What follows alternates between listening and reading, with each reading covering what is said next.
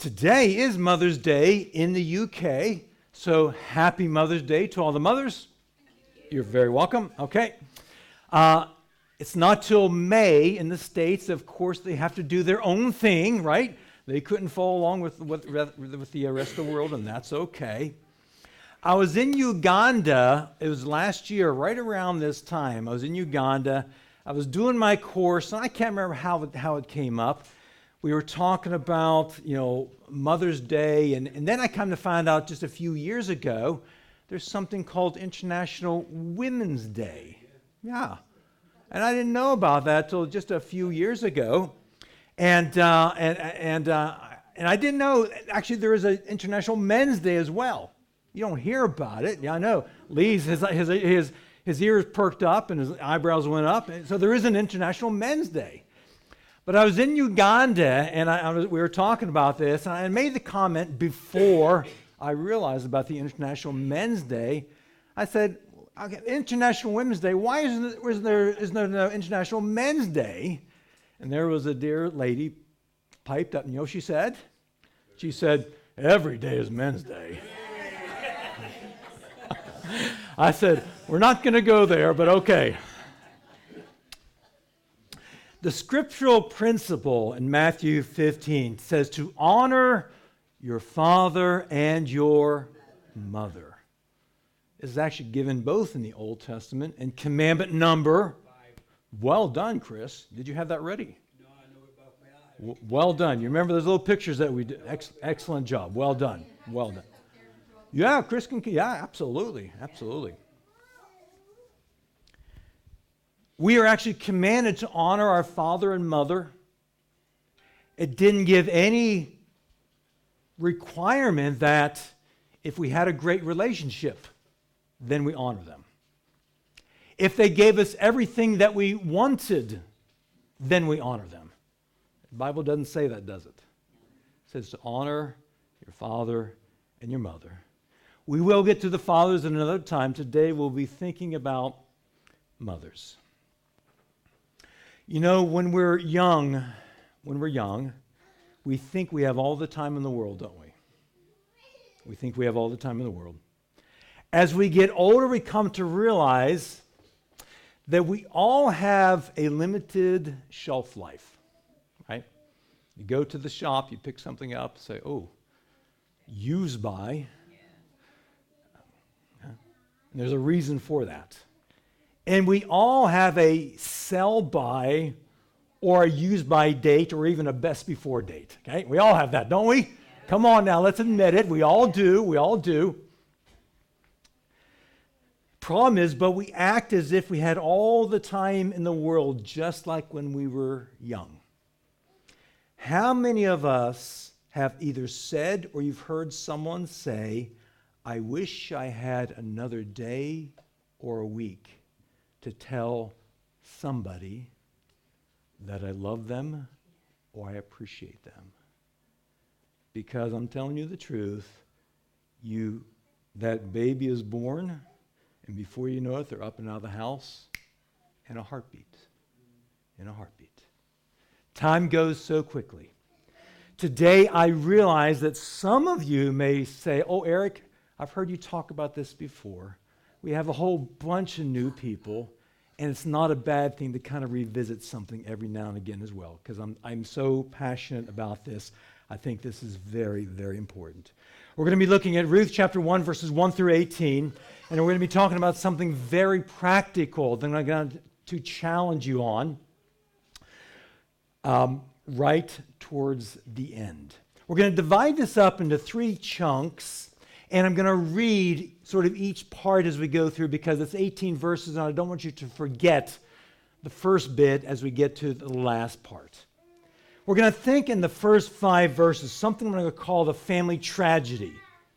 Family tragedy. Have you ever had a tragedy in your family? Oh dear, okay, listen, lots we could talk about there. The first 5 verses, let's look at the Bible, what the Bible says. First 5 verses. It says, now it came to pass in the days when the judges ruled that there was a famine in the land. And a certain man of Bethlehem, interesting, Bethlehem, Judah went to dwell in the country of Moab, he and his wife and his 2 sons. The name of the man was Elimelech. Okay, can we say that together? 1, 2, 3. Elimelech. Well done. And the name of his wife was Naomi. 1, 2, 3. Naomi. Well done. And the names of his 2 sons were Mahlon and Chilion, Ephrathites of Bethlehem, Judah, and they went to the country of Moab and remained there. Then Elimelech, Naomi's husband, died, and she was left, and her 2 sons. Now that's tough. That's tragic. Now they took wives of the women of Moab. The name of one was Orpah, and the name of the other was Ruth. And they dwelt there about 10 years. Verse 5. Then both Mahlon and Chilion also died. So the women survived her 2 sons and her husband. How tragic is that? For a mom not to just lose her husband, but to also have to bury her 2 sons as well. What a tragic situation. A little bit of background now. The text starts out straight away and says, in the times of the judges. Eric, what are you talking about? Well, we've got a book in the Bible called Judges. Yeah. It's during this time when this event happens. If you know anything about the Judges are all about a cycle of events. How that Israel said, oh, we'll serve the Lord, we'll be obedient, and we all know what happens. After a while, you get a bit lazy and things go a bit pear-shaped, and they start to worship other gods that were in the area and ignoring God. And God said, we got to get this sorted. God sends a judgment along, maybe some natural disaster, maybe some army that will come in. And then what happens when we have a problem? What do? We cry out to God. God sends someone to sort the problem, and everything's okay for a period of time until maybe the next generation comes and they say, hey, that looks interesting over there. That's nice over there. And then they wander away from God again. And they go through this again and again and again. Probably Ruth in this situation, this event, happens during one of those cycles. Very possibly where God has sent a famine and they said, oh no, there's no food. There's nothing to eat. So what do you do when there's nothing to eat? You go to a place where there is some food. That makes sense. So they went to live, Naomi and her husband, and the 2 lads went to live in this land called Moab, a land to the east. Now the Jewish people were encouraged to avoid them. Must have been serious because they went. But there was, and the old belly speaks loud, doesn't it? If there's food there, what are you going to do? You're going to go. They're going to go. So that's exactly what they did. Sadly, as we just got done reading, Elimelech died. Naomi's husband died. Now, if this would happen to you or to me, well, to Lisa, okay, if I was to pass away, thankfully, in the great country that we live in, I mean, there is help, right? I mean, goodness, you need lots of help, yeah, okay. So we got things like life insurance policies, and we've got pensions and investments if we hopefully started early. All those kind of things, right? Those are nice. Did they have all those kind of things back in them days? No. That was tough. So there was Naomi, no pension, no one to step aside, to come aside and to help. She was in a foreign land, away from everything and everybody that they knew. Sure, I'm sure they made some friends, but you're still in the foreign land. You're the foreigner, right? You're the foreigner, and that's tough. And I know, because I guess I'm still a foreigner. And people don't understand. I mean, it's been 22 years, hard to believe, 22 years. And I still get loads of people who say, why, you know, all this kind of things. And we're just not part of the culture. It's just the way it is. Interestingly, name Elimelech. So I'm just trying to think spiritually, where are they? The name Elimelech, do you know what his name means? Okay, if we break it apart, okay, it comes in two bits. There's El, and then there's Melech. Okay, the word El means God. So God. Melech means king. God is my king.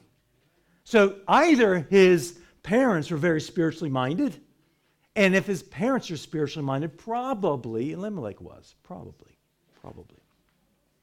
Interesting, his name and what it means. So, however, after 10 more years, sadly, not just Elimelech died, but their sons died as well. So now here you are, 3 women in this particular household. All the blokes have died, and they are in a right fix. They're in a mess. What are they going to do? What are they going to do? The great news is, God's grace overshadows everything. God's grace is powerful, and God had a plan even in the midst of tragedy. Isn't that some good news? Tragedy may come knocking on your door, but that doesn't mean God says, well, I'm done with you, go away. Sometimes God can use the greatest of tragedies to bring along the greatest of good. Because life is full of tragedy. We live in a fallen world. It's a reality of the situation. We never expect the likes of cancer, the likes of death, the likes of all these kind of things to come knocking on our door. We don't expect it, right? We think it's always going to be someone else on Facebook, my neighbor down the road, right? Somebody else, but not me, or not certainly our family. I can picture it in my mind even to today. I was in the lounge, and Mom rang. It must have been 15, 16, 17 years ago. And she said, Eric, and then, now Mom, we never talked much, and this is the day before WhatsApp and all this internet calling. You know what? When it remember the days when it cost a lot of money to call somebody, right? Remember them days? Certainly to call across the water. You just don't do that. You used to write a letter and send a. Remember all that stuff? Yeah. And I always had to watch the clock. Oh yes, indeed. Go. Stop. Okay. Put the phone down. She said, Eric, I've got something I need to tell you. She said, I've got cancer. No. My mom? No, that's not right. Can't be right because it's my mom. She's the one who rafted down the Amazon River. She did. She's the one who walked around Ireland for 2 weeks with a bunch of friends. She went to Israel and did the trekking and the tours and did the floaty in the Dead Sea. My mom can't have cancer. How is that possible? Eric, I've got ovarian cancer, and it's the sort of cancer that they can try to do something, but most of the time it's fatal, given some years. And as we put the phone down, I was numb. And we're going to get to that in just a short bit, but here's the situation. I find many people go through these kind of tragedies when tragedy comes knocking on the door. And it's just part of life. It's part of the fall. Death is part of the world. I wish it wasn't. God never designed it that way, by the way. That's why it's so painful when it comes. God designed us for life, didn't design us for death. And so I've got something here. We could talk much about this, But what is really heartbreaking, I think I put it in your bulletin, I put it in Rosendin today, I think, but what's tragic to me is the number of times I've spoken to moms who have had a tragedy and they've had to bury a child. And maybe they've had more than one child. They've had to bury a child. And from that time on, they're continually to not allow themselves to celebrate Mother's Day, because it always goes back to the one child who died. Now, they may have other children, but it's always focused on that. And maybe they've never worked through this. There's all kinds of thoughts out there. I think this is a reasonable idea about you working through grief. And grief is a real thing, by the way. And these various stages of, first of all, most people would agree that these 5 stages, the first being that of denial. This, not my mom. It's my mom. How could she have cancer? Couldn't be. Like, she was always the one who was walking all over the place and doing all these things and rafting down the Amazon River. How could that be? Then there's the shaking of the fist to God. God, how dare you allow her to get cancer? By the way, a lot of people stop right here. A lot of people. But then there's the bargaining. God, if you would just heal Mom, then I'll go to Africa to be a missionary. Something like that, right? God, I'll serve you the rest of my days. I'll sell all my Lego and give it to the missionaries, or something like that. You know what I'm talking about. We bargain with God. But then there's the idea, we come to the bargaining didn't work, so we get depressed. Go through a period of depression, sadness. By the way, these are all very normal, by the way. Go through great sadness. Knowing that the reality that she is not going to be there forever like she's always been. Yeah? I've always been able to, even if it cost me a few bob or whatever, pick up the phone and hear Mom's voice at the other end. Yeah? And I could always know that when Christmas comes around, how it's going to work. You have that regularity in your life, that rhythm in your life, right? That Mom's always there. It's just the way it is. Until. And then we come, hopefully, to this point of acceptance. Sadly, I find many people stop either there at anger or there at depression, especially when these days come around. Now, I'm not saying it's wrong to have some struggles, but what I am trying to challenge people on is allow yourself to celebrate motherhood, particularly if you have other children. Because if you don't allow them to celebrate with you, that you are their mom, and although your child passed away, you are still a mom. And moms are important.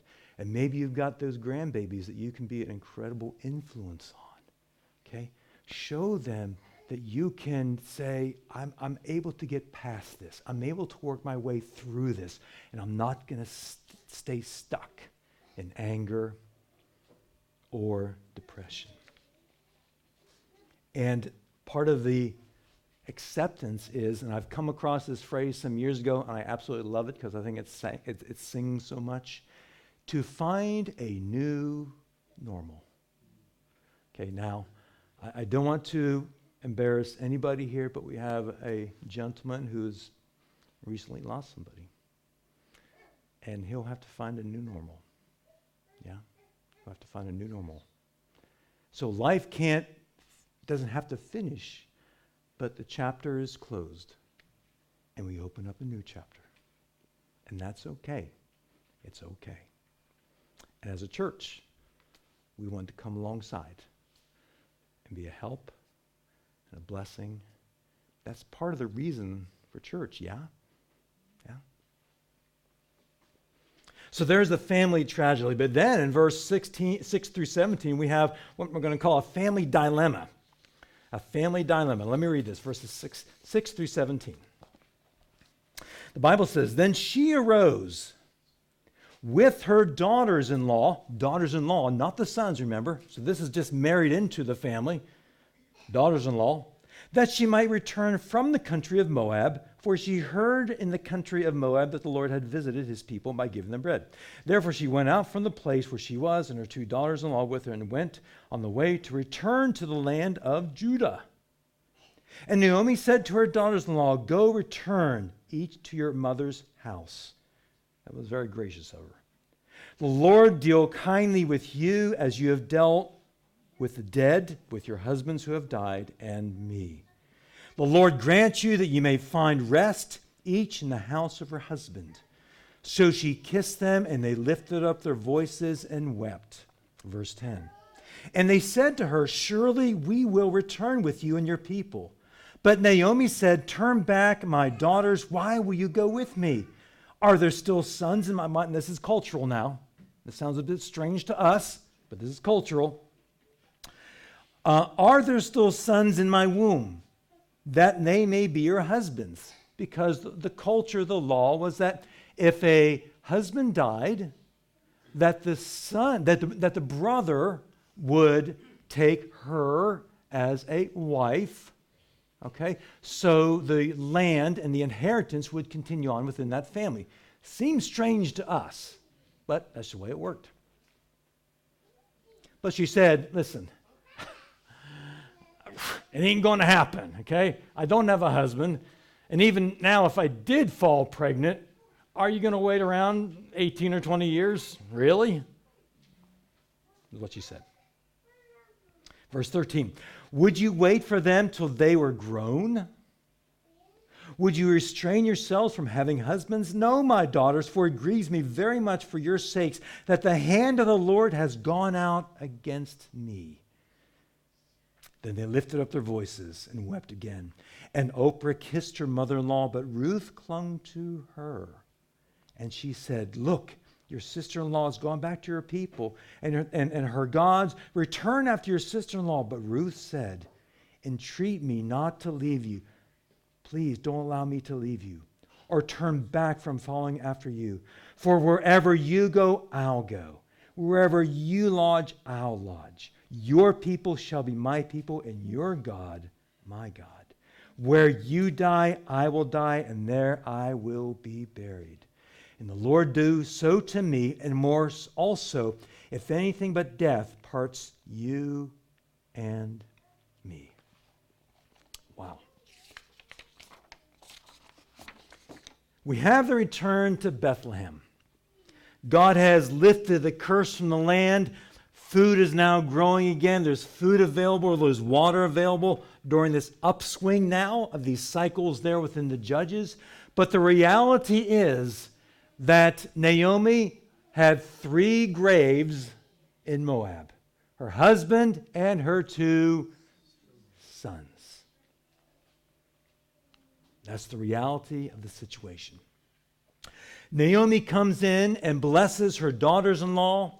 She says, "Thank you so much for how you've served me. Thank you so much for how you've loved me. Thank you so much for how you have stayed with me and supported me through all these difficult things. But please, please, go back to your mother's house. I can't provide for you." Okay? The pension didn't work. The government took away all the benefits. I ain't got nothing. Is that okay, English? I ain't got nothing. I don't have anything. I have nothing to give you. But not only that, she asked God's favor, asked God's blessing on these 2 women. But then I noticed something there in the last couple of verses 11 through 13. What I'm going to call Naomi's misplaced guilt. Eric, what are you talking about, Naomi's misplaced guilt? Well, aren't we good? Oh, I'm good. I'm good at blaming myself for many things, right? Some of you have been around me for a fair number of years. You know, I'm really good at beating myself up in all different sorts of ways. And I think Naomi was like this. She said, notice what she said. She said, "The Lord's hand is against me. Why would she say that? Because of the circumstance, right? Well, my husband died, my 2 sons have died, therefore God must be punishing me. Have you ever thought like that? Stuff happens, so God must be angry. Happens again and again and again, all throughout Scripture and to us in real life. That's just the way we are. And I'm going to be silly here for just a second. How many times I'm in a panic, I've got to get somewhere real quick. I come out of my drive on West End Lane, turn left, go up to that thing that only Satan designed, that level crossing, and the gate is clown. I said, God, what have I done? You knew I need to get there within the next 3 minutes or assembly. Why is the gate down? God, what have I done wrong? Okay, we do this, don't we? I think we do this. And Naomi did this as well. Naomi did this. Possibly she was thinking, why do we go to Moab? Why do we come to this place where, that we did not get on with the people? Why did my sons marry these Moabites? Is my fault? Is God bringing judgment and on all these kind of things on me? And goodness, being a parent, being a mom, can bring all kinds of guilt, right? Oh, I wish I would have been a better person, mom, parent, fill in the blank, right? Oh, if I would have done this, everything would have been better. Listen, at the end of the day, us parents, we do the best we can. Eric, would you have changed anything as a young father with your kids growing up? Absolutely. But you know what hindsight is, as they say?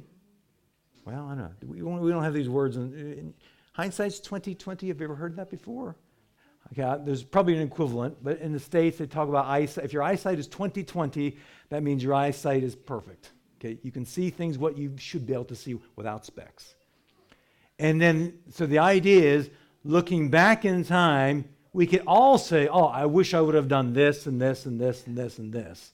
But at the end of the day, it's all water under the bridge. It's all gone. It's all done. It's all done. We've done the best that we can. So parents, moms, I beg you, stop beating yourself up if you are. You did the best that you could with what you knew at the time. Naomi was like this. However, can I tell you something so exciting about this? Naomi thought, oh, what did I do wrong? Is God judging me? I feel so awful. However, around Christmas time, if we were to understand and realize that in Matthew chapter 1, verse 5, matter of fact, if you hold your place in Ruth there, we're going to come back there and finish this up. Matthew chapter 1, verse 5, there's something incredibly exciting here. Now, we're not going to get to some of these names, but I think what's amazing about this, in Matthew chapter 1, the first book of the New Testament, the Bible says, Salmon begat Boaz. By the way, Boaz is in this account that he is going to marry who? Do you know it? Boaz is going to marry, Allison? Ruth? Okay. And Boaz by Rahab. Boaz begot Obed by who? What's the name? Ruth. Obed begot Jesse. And that's why I can say God can take tragedy and turn it upside down, because Ruth, that was fetched back by Naomi, the very one that God put into the family line of Jesus himself. That God can do that kind of stuff. Yeah? Isn't that some good news? That in the midst of tragedy, God can turn that upside down and say, you know what? I'm going to use this. And I just want to show you that I'm still in control. The thing is, Naomi never knew it. She did not know what the following years would happen, what would happen in the coming years. She didn't know. She didn't know. And then notice what happened. That Oprah said goodbye, but Ruth clung to her. Ruth clung to her. She told Naomi, she said, I'm here with you. She said, where you go, I'm going to go. The God that you serve, I will serve. Where you die, I will die. Now that's saying a lot, isn't it? Because she is going from her home. She's leaving from her culture, her family, but she's holding on to Naomi. And she's loving her and honoring her. Honoring her. Verse 16 through 18. Let me read that again. But Ruth said, entreat me not to leave you. Please don't force me to leave you or turn back. Where you go, I will go. Where you die, I will die. The Lord does do so to me. More also, if anything but death parts between you and me. Naomi, I am with you. I am with you. Now, you know what? Let's see, is this going to come up okay? Will it? Yeah. Mothers-in-law don't get a very good reputation, do they? You'll get all kinds of cartoons like this. You know, dropping off the mother-in-law, there's a door opening, there's a big hole there. Woo! Okay. Mothers-in-law get a lot of jokes. But I tell you what, did Ruth honor her mother-in-law? You better believe she did. You better believe she did. I'd like to challenge you with something I'm going to call a family tribute. Family tribute. 3 little bits, and I want to share what I'm talking about. Number 1, she said, I offer to you myself as a servant. I think she may have said, Naomi, over the years I've watched you give yourself to your husband and to your sons, and I want to be able to take care of you like I saw you take care of them. Number 2, she said, I surrender my security for your sake. She said, I think when I go to your country, when I go to your area, ain't nobody going to want me. I'm a Moabite. Who's going to want me? But because of who you are and because what I've seen you do, I want to honor you. And number 3, I surrender the Moabite gods and give my heart over to your God. Your faith in God has been a witness and an example to me in the land where my people were not friendly to you, and I saw something in you that I want for me. And I think because of those 3 things, at least, that Ruth said, I'm going to go with you. I want to go with you. Now, so Eric, what is this tribute thing you're talking about? Well, a long time ago, way before Cancer Days, I had just probably finished university, and 4 children in our family. I got a sister, and then me, and then 2 younger brothers, so 4 of us. As most of you know, I think my father, mom and dad split up when I was 10. He stuck around for 6 or 8 months, and then he was gone. He was gone. So mom was mother and dad, as best she could be. She worked incredibly hard, and I've told you some of those sorts of things. I heard a talk one time. It was from one of these sort of, family life kind of ministries to help families and encourage them. And they talked about writing a tribute in that context, particularly to your mother. And I started to think about that. I thought, wow, the Simpson family, we don't do touchy-feely, you know. My grandfather was German. My mother was at least that much German. I don't ever remember hearing the words in my family, I love you. Never. Never. It wasn't until the last few years.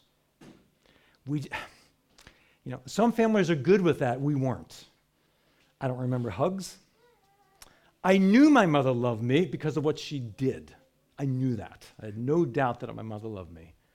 But now when I was challenged to in this area, I thought, you know what? I'm going to step out of the old comfort zone. And I'm going to try this. So I sat down in front of my computer with 640K memory and the old, the CRT tube thing, and the clunky keyboard, and my floppy disk drive. You know what I'm talking about? Yeah. Okay. Pan and Odette have no idea what I'm talking about. Do you? Really? Very good. Well done. Okay. You must have seen them in a museum, right? You saw them in a museum. No? Okay. And I thought, I'm going to try this. I'm thinking, how do you start? And so I wrote, and I'll read it to you in just a moment. Now, here's the thing about this, and some of you may remember this. But, so I wrote this thing, and here it is right here. So I've got it now. And this was in the days of, Odette, dot matrix printer. No, see, I got you. See? This is the kind of printer that, as a printer, goes zzz, zzz. Do you remember that? Some of you? Okay. Printed this thing off, got a little, 50-cent frame probably at the time, painted it up and whatever. And I remember we were sitting out at tea one time, supper, and all four of us were around the table. And I got my brothers and sisters to sign this thing. I said, Mom, we did something for you. And I read this to her. Now, because we don't do tears or I love yous and all that sort of thing, oh, thank you. That's nice. That's nice. That's what she said. But here's the thing. From the time that, and we had this house in West Virginia, and when the cancer thing comes, life changes. So she stayed there for a number of years until she couldn't. So she packed everything up and downsized, right? Got to get rid of stuff, don't you? So she moved to a smaller flat near my brother up in northwestern United States. Most of everything she had was gone, except some clothes and personal items and this. And from that time, she had to go to another something. Now, they have something they call adult foster care in the States, which basically means like a care home, but it's someone's home that they get licensed to care for one or two people who are, what's the word I'm looking for? Terminally ill. Okay. So Mom found this, and oddly enough, they're all Eastern European people, like Romanian or Ukrainian. Why? Because their culture is they take care of their family. So they know how to do it. Okay. So Mom found this place, so she was there, and she was down to like a suitcase of clothes and a couple little knickknacks. And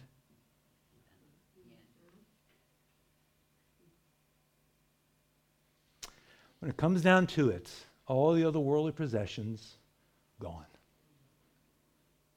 But this meant, that challenged me beyond anything else. This meant, which cost us 38p or something like that, I don't know, and a bit of time. Let me try it, okay? Let me try it. Tribute to Janet Pearl, that's her middle name, Simpson. This is a tribute of love and appreciation to the person we have called Mom, now for 3 decades.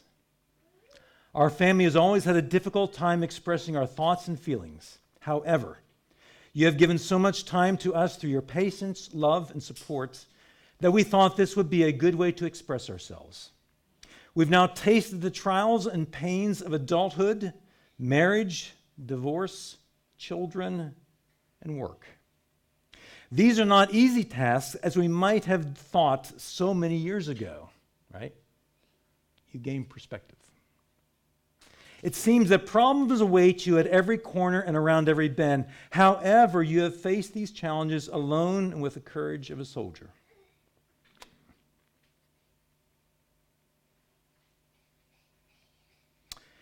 Even in the early days, of the divorce, when we gave you as many fights as you could handle, and then some, you did not give up on us. You provided for us in ways that we can now only look back and wonder. We do thank you for all that you did to provide for us and our material means. You may not have had much, we may have not had much as all of our friends, but you did more with $1 than most did with 5. We don't even hold a grudge that you did not take us bowling for Easter that year you promised. And that was a big deal, trust me. I don't ever remember going out to eat. If you don't have the money, you don't do it, right? That's it. We want to honor you, Mom, not only for providing us materially, but more importantly, we learned something more valuable than any school could teach: hard work and dedication. We learned that a garden could grow and produce fruit, that we should learn to share our bicycles, and that it is wrong to steal, that we should never give up. I remember when I was 8, we'd gone into a shop, and I had stole some chocolates, stuck them in my pocket. And in our house, we had like a built-in, we had a farmhouse, had a built-in wardrobe. And I wasn't very clever. I thought, I'll hide these from Mom. And so I went into so there's the door, and there's a little area right over here. You go around, and I kind of sat there, and I had my chocolates and my sweets. Oh, this is nice. But I wasn't very clever, because you know what I did? I left the papers on the floor. And 2 or 3 days later, Mom was cleaning up, sweeping up. She looked around. Eric?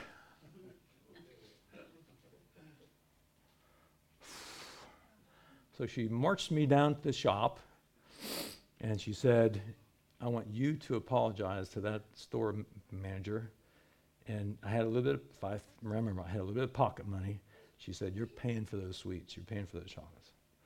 I remember that till the day I die. It taught me something.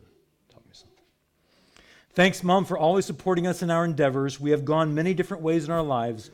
You have always respected our decisions and always there with some motherly advice when we needed it.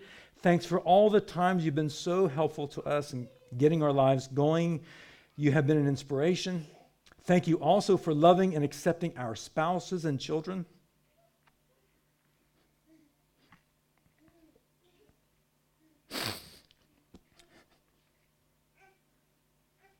As your own. We are proud and thankful to be able to call you.